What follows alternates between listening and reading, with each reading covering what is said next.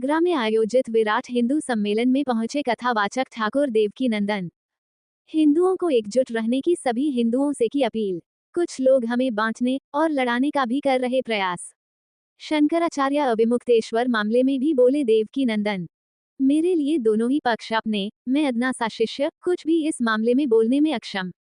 मेरी राय में दोनों ही पक्षों को रखना चाहिए था संयम। पुलिस प्रशासन को भी दी नसीहत, बोले भगवाधारी, तिलक लगाए संत के साथ मारपीट ठीक नहीं। इस मामले को तूल न देकर आपसी तालमेल से सुलझाना चाहिए विवाद। पुलिस के नोटिस देने के मामले में बोले देवकीनंदन। मैं किसी राजनीतिक या अन्य किसी पहलू पर नहीं दूंगा जवाब। मेरे लिए ये मामला धर्म संकट जैसा।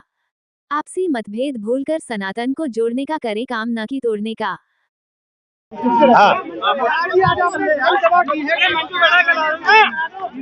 इस विराट हिंदू सम्मेलन का एकमात्र उद्देश्य है सभी हिंदू एक साथ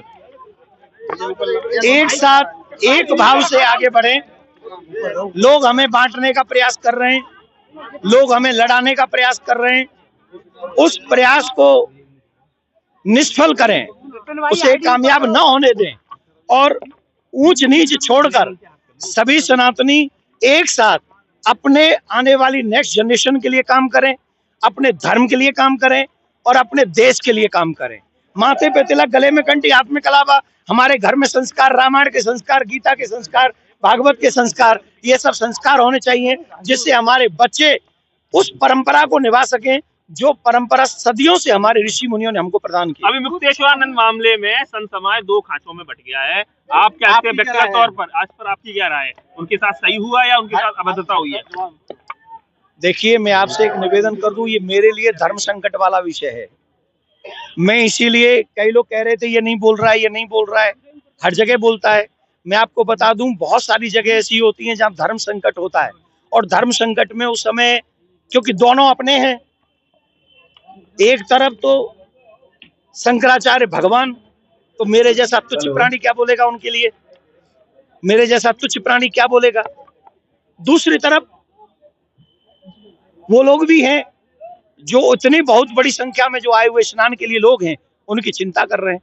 तो मेरे लिए धर्म संकट है, पर मैं इतना जरूर कहना चाहूंगा कि ऐसी सिचुएशन को बढ़ाना नहीं चाहिए।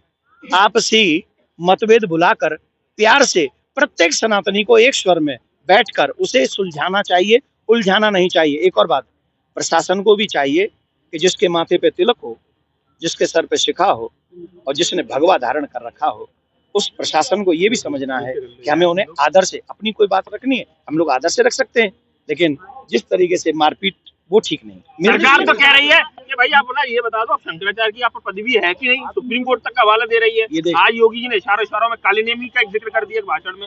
ये चीजें क्या चल रही है? मैं एक राजनीतिक पहलू पर या किसी पर्सनल पहलू पर कोई जवाब आपको नहीं देने वाला हूँ।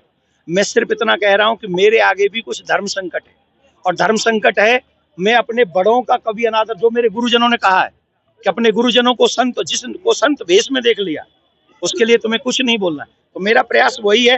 फिर भी मैं आप सबके माध्यम से एक ही बात कहूंगा, प्लीज आपसी मतभेद भुलाकर सनातन को जोड़ने का काम कीजिए, तोड़ने का नहीं। बहुत